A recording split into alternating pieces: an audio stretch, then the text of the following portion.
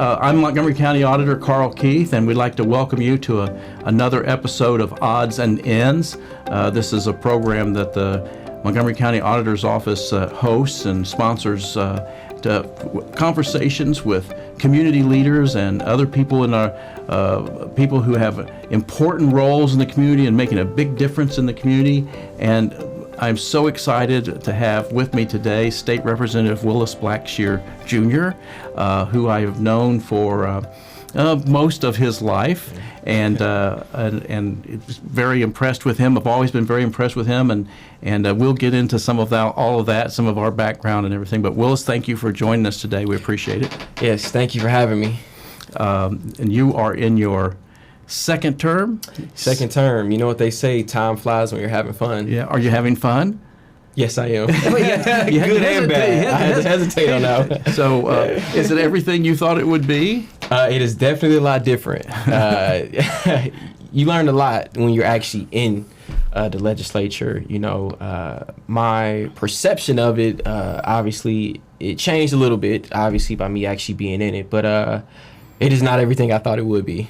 So you've lived here in the community all your life and grown up here, and was being in the state legislature something you always dreamed of doing? No, it actually wasn't. Actually being elected was not nothing I actually seen myself doing.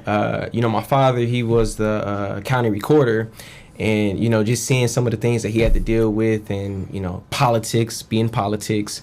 I knew I always wanted to make a difference in my community, but I didn't know that I would actually be elected doing the work that I always see myself doing in terms of making a difference. I always thought you wanted to be a basketball player. I actually did want to be a basketball player, but I stopped growing. Okay. I stopped growing. I guess there is a height requirement now. So growing up, actually, I'll never forget Earl Boykins. He played for the Denver Nuggets, Milwaukee Bucks. He was 5'5". Oh, wow. I'm 2 inches taller than him. So I thought I had a chance. You had a chance. I thought I had a chance, but that obviously was not what my path was. So I had to throw down the basketball, put down the shoes, and, you know, do what I can. And follow another path. Yeah, go on another path. Well, you certainly had a good mentor, or someone to look up to. I knew your dad very well. He and I worked together. He and I worked together in the county treasurer's office for a while, and then we were elected officials together, and he was a county recorder. So I know we don't want to spend too much time with that, but what does that mean to you as far as being able to follow in his footsteps? Well, it's a legacy. You know, even to this day, you know, I'm out and about and people tell me, you know, how much my dad meant to them and, you know, how he helped them and with X, Y, and Z. And that's just what a legacy is all about. I mean, I used to always look up to him. Now, I will say he used to always give me that tough love, but now doing what I'm doing now and some of the things that I've had to deal with and potentially some of the things that I will have to deal with, I appreciate that. Mm-hmm. You know, at the time, I didn't enjoy it, but I think it was none of us do. Yeah. But it was it was all for a reason, and you know, I know for a fact I'm making him proud. He got to see me rise. You know, while he was here, you know, I was president of the Young Dems, and I was just doing a lot of things with MLK Dayton, and just being active in the community. So he got to see, you know, that rise. Now, obviously, he didn't get to see me actually become elected, but that was just something he used to always talk about. He encouraged you? He encouraged you to follow that path? Me. Yeah, but what he'll say is, you know, he'll be like, well, you know, if this is not what you want, I don't want to put any pressure on you. You have to find your own path. I got to find my own path. You know, I got to be happy with the decisions that I'm going to make in my life. And, you know, that was always something that he always pushed. Like, you know, as much as I want you to do this, if this is not what you want to do, then, you know, do whatever makes you happy. But so you've been a state representative now for, like I said, this is your second term. So give us a little bit of a clue of what you were doing before that. You said mention the Greater Dayton Young Dems. You were president. Some idea of some things you were doing before that. So before that, I worked at the Montgomery County Auditor's office. Oh, did you? Yeah, oh, so okay, I know we're going to talk about Good that. stuff. But before that, I worked at the Board of Elections. Mm-hmm. So, it's funny because, I actually worked in the system at the Board of Elections. And, there were certain things that I just didn't understand or I may have took for granted. But then as soon as I became a candidate, I'm like, oh, they need to be doing now this. you know why. Yeah. It makes sense now.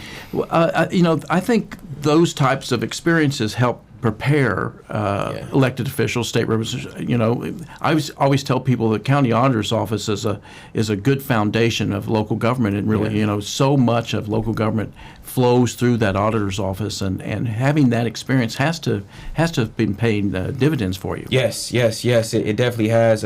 My time at the auditor's office has definitely it helped me grow as a leader. Mm-hmm. I give credit to you because you took a chance on me, and then also too with some of the projects that I was able to work on, you let me take the lead.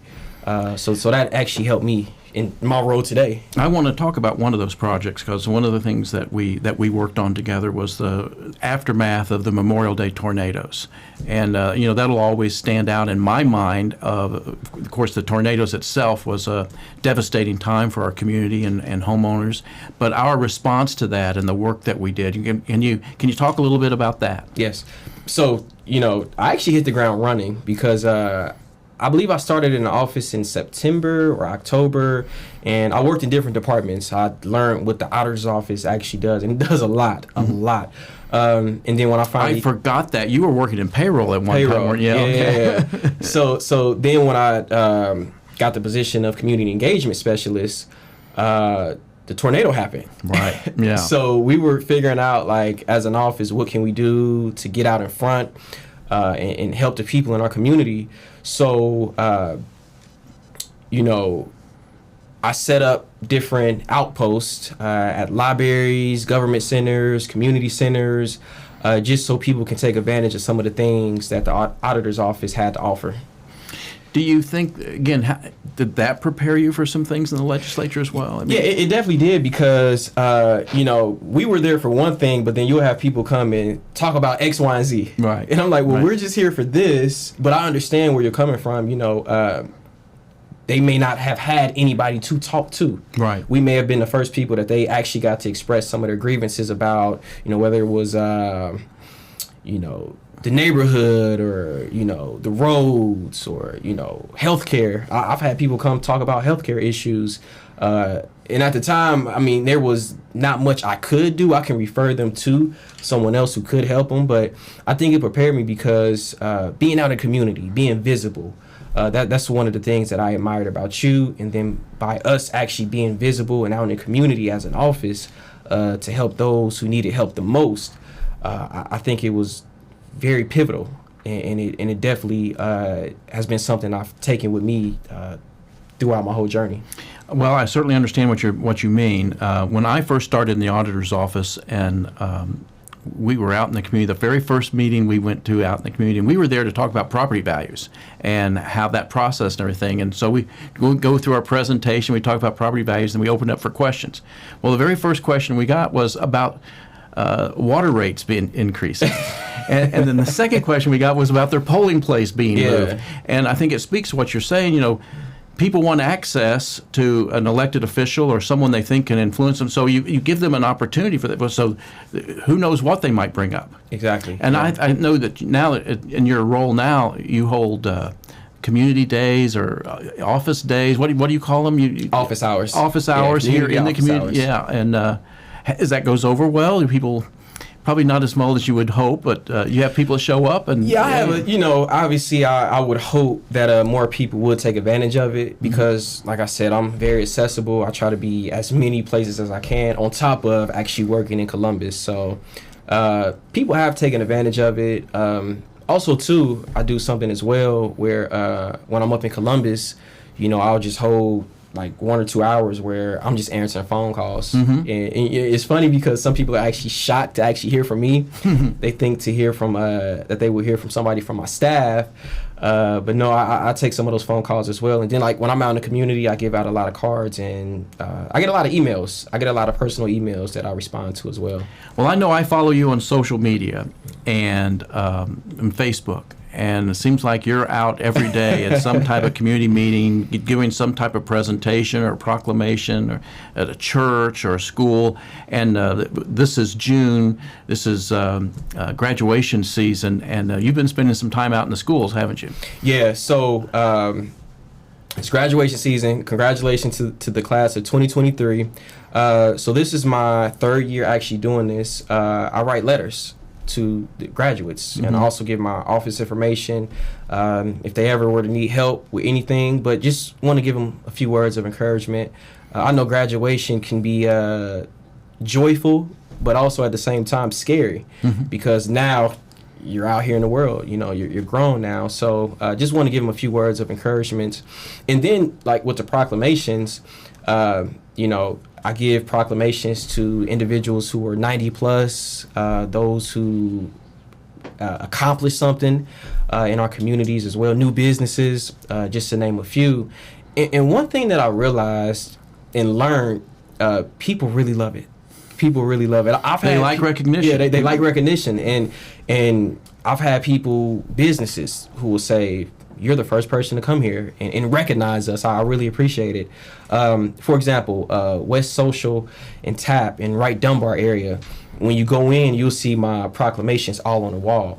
And a few of those owners, they came to me and said, you were the first person. We've been around for years, and you're the first person to actually recognize us, and we really appreciate it. And it makes me feel good as well because, I appreciate them being in my district, because they employ people, they bring You money. want to encourage them to do you want them to do well. Yeah, I want them to do well. So I think that's just a small token of appreciation for me to do, just to recognize them. Sure. Okay.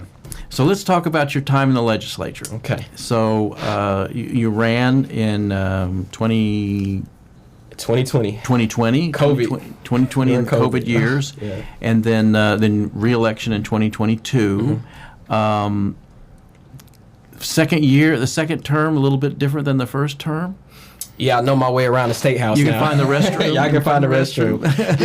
It's funny because when I first got elected and I went to the Statehouse, you're hit with so much information in a small amount of time. And one of the things that I think they need to include where the restrooms are.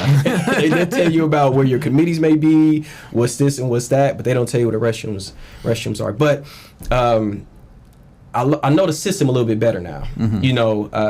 I've had a lot of highs and lows my first term. There were things that I wish I would have known that now I do know, so I can maneuver just a little bit different. But it's been very good so far, making a lot of connections, so that's probably the difference. A lot of work that you do, people don't realize this, but a lot of work that you do in the legislature is done in committees. Yes. And so what are the committees you're on? So I am on 5 committees. I'm on Economic and Workforce Development. I'm on the Finance Committee. I'm also on the Subcommittee of Higher Ed.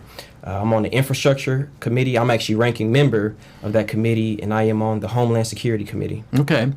You mentioned ranking member. One thing about the legislature these days and the impact of term limits, so now you're in your second term. Yeah. Pretty soon, you're going to be, pretty high up in the way things go there. Do you see yourself going into leadership at some point, or is that a goal? Or that's a thought, but, the thing about that is that if I do end up in leadership, a lot of my time will be spent in Columbus. And I just love my community. I love being back in district. Now, if I were to be in leadership, I understand the benefits that it could have for my district. Yeah. I understand that. I recognize that. But it's something I've thought about. What do you mean? What kind of benefits you're talking about?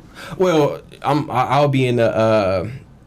Budget-wise? Yeah, budget-wise. I don't want to say the who's who, but a lot of information I will get firsthand. Okay. Because, leadership, they get information from the majority, and then they pass that information on to us. And, obviously there may be things that they may not share for whatever reasons, and I can understand.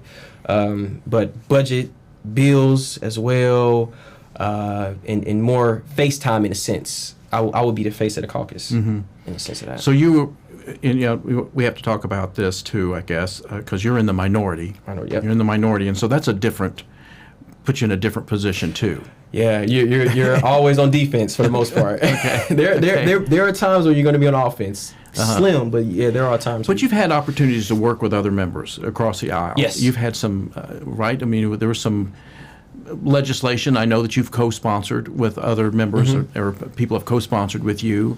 I mean, that there are those opportunities. Yeah. And then also too, like, there are things that just didn't come out. Like, there were bills that I was working on that with members on the other side that we just never introduced it for whatever reason. So yeah. And then on budget season as well, like whether it's the capital budget or the operating budget, like we work on that as well. Bipartisan at times. Yeah. So it is budget season, right? It is. The budget's supposed to be approved by the end of June. Yep. End of June. So the House has done their version. We've done our version, yeah. And now you're waiting it's for on to the Senate. So now we just wait with our popcorn and see exactly. and you know what? That's actually something that I didn't expect coming in, but I sort of did. So what I mean by that is that I didn't expect things to go as slow as it did, because you got the House and you got the Senate. So, you know, if I pass a bill out of committee in the House, and then on the House floor in the House, it goes over to the Senate, and it goes to a totally different committee. Right. So you got to go through that committee process all over again, and then the Senate has to vote it out, and then if they want to make changes to it, it actually comes back to the House, and we have to agree on those changes. And if we don't, it's just a longer process. I think that's one of the frustrating things about government. You have to have some patience, right? Yeah. You be in this business, and I've certainly learned that over the years. Things don't always move as quickly as you would want them to. Depending on what it is. Depending on what it is. Sometimes they move too fast. Yeah. Sometimes they move too fast. So that's why I said, like, I expected it to move slow, but then I start seeing things move fast, and I'm like, oh, okay, this is going to be great. You know, going back to the tornadoes. You know, we had legislation that we introduced after the tornadoes. We were fortunate to get introduced after the tornadoes. We got some help from Greene County on that would streamline that process. As you was talking about earlier, you know, we had to go and hold meetings with property owners whose homes had been damaged and get them to fill out paperwork and get it notarized. There was a lot of red tape that we had to go through. And so we were able to get a bill passed that eliminated a lot of that red tape. I voted on. Yeah, I voted on it. Yeah. It was a nice opportunity, right? You'd worked on it from one side, and then you got to vote on the other side. But, you know, I always felt like that was a no-brainer. Yeah. But it took a couple of years to get that through the legislature. So, you know, some things move slower and some things move faster. And that's one of the frustrating things. You know, some things you feel like, this is common sense. Come on now. We can get this done like snap of a finger. But there are things that complicate it, make it more complicated. Yeah. That makes it take longer. Now, you've had a couple of bills that I think were no-brainers. The Tuskegee Airman Day bill and the Paul Lawrence Dunbar license plate. You want to talk about those a little bit? Yeah, so Tuskegee Airmen, that was actually my first bill I passed out of. The House actually got signed into law. So that actually was great. That was one of those bills that moved quick. I did that bill with my joint sponsor, Representative Upchurch. A bill that basically just honored the Tuskegee Airmen. We know the history. Sure. So I think that was very important. And then the Paul Lawrence Dunbar license plate. So funny story. Growing up, I promise you, I thought there was a Paul Lawrence Dunbar license plate. My eyes may have deceived me, but when I got in the legislature, I would have conversations with the Ohio History Connection, and then like the people from the Paul Lawrence Dunbar House, and they made me aware that there is no Paul Lawrence Dunbar license plate. So I said, we have to change that. So I introduced that bill, and you know, one thing I will say, I did not expect a license plate bill to take as long as it did, because you got to get an artist to actually draw it up, and then it has to get approved. This is on top of the committee process. So we got a local artist who actually drew the design, and we also had to set up not necessarily a fund, but you know, you get money from the license plate. So you have to decide where would those dollars money goes. Allocated to. So that money would be allocated to the Paul Lawrence Dunbar House.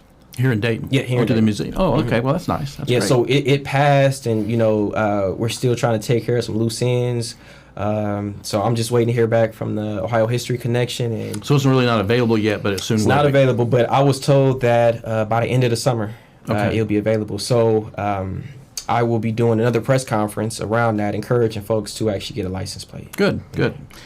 I know that one issue that you touched on it earlier, but one issue that means a lot to you is student mental health, and you've done some work on that. Do you want to talk about that a little bit, what your role has been on that? Yeah, so House Bill 38, the Student Mental Health Act, basically that piece of legislation is student-led, teacher-led, teacher-driven, actually, and it allows students to take up to 3 mental health days.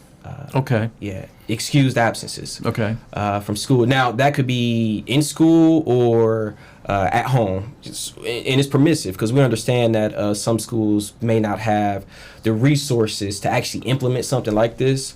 But just hearing from people around the state, at our local school districts, this is something that's needed.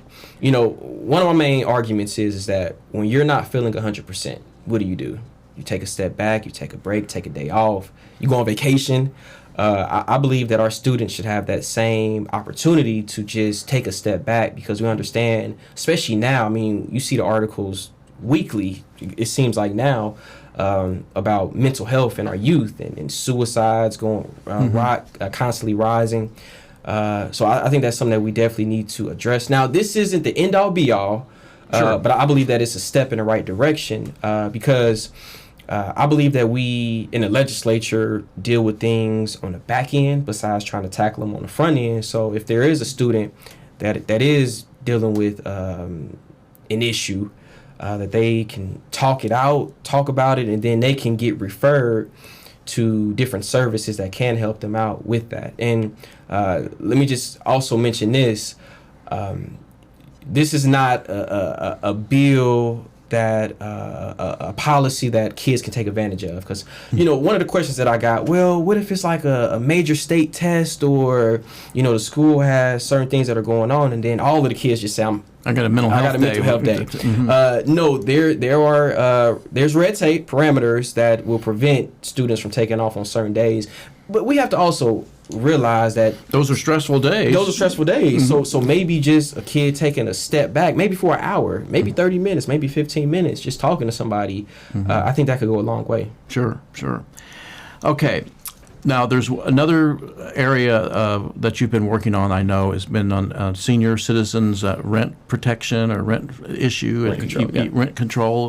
You want to talk about that a little bit? Do you have a bill here, too? I have a bill. I have not introduced it yet. Okay. But so basically, let me just give you a backstory on that bill. So I live in an apartment building, and my rent continues to rise. Climb. Yeah, it continues to climb every year. But I live in a building with a lot of older people, and my thought has always been, how can they afford to stay here? Because a lot of them are on fixed income. Sure. They worked their 30, 35, 40 years. Now they're retired. A lot of them aren't able to move around as well as they used to. So how are they able to afford with inflation, groceries everything's going up, and then on top of that add rent. So basically that caused me to want to draft something. It would be like it's a rent control bill for our seniors, ages 65 and older. Now I realized it was in 2021 or 2022 where there was a ballot initiative. People were collecting signatures for rent control for just everybody. Yeah. And the landlords and the bankers were like against it. And my bill is particularly for the seniors, because we have to realize that they did their time, they paid their dues. So does this put a cap on it, or it'll put a cap? Put a cap on the amount of increase, or yeah. So for example, if we introduced this, if this bill got signed into law tomorrow, next year you can't raise the rent for those seniors. Okay. It just wouldn't make any sense. Yeah. Okay. Well, it's kind of like the homestead exemption for property owners, and that's something that I've always been an advocate for. And so while I've got a state legislature here in front of me, let me put in a plug for the homestead exemption. I know there's been a number of bills introduced, and I know you're supportive of this, but for the same reasons. These are folks that are on a fixed income. so the property tax burden hits them harder than most. But here's a program. It's a great program, but it hasn't been upgraded since 2007, and it needs to be enhanced. And so we're pressing for legislation. I'm sure you've seen some bills that go through, and I don't think they do enough. I don't think they do enough, but anything would help at this point. So I'm sure we can count on your support. Yeah, you definitely have my support. You know, yeah, you definitely. Well, Representative Blackshear, it has been such a thrill to have you on our show. And it's been exciting for us in the auditor's office to see what the work you're doing in the legislature, and you're living up to all of our expectations. We knew how hard you worked when you were with us and how important it was for you to engage in the community, and we're seeing you do that as a member of the legislature. And we know the future is bright for you, and we appreciate the work that you're doing. Yeah, I appreciate that so much. You know, this is like a full circle moment. I remember working at the Board of Elections, and I will see you and other employees from your office, you know, leaving out for lunch or going to an event. And I used to always say, I'm going to be with him one day. I'm going to be with him one day. Like, look at me now. I'm actually getting interviewed. Yeah, well, we're trying to keep up with you. Yeah. Now we're trying to keep up with you. But we want to thank you for your service and the work that you do, and it means so much to the community and the difference that you're making in the community and in the lives of others. You're a role model in the community, and that's so very important. Yeah, I really appreciate that. Thank you. That'll wrap it up for us for this episode of Odds and Ends, and we'll see you next time. Thank you for joining us.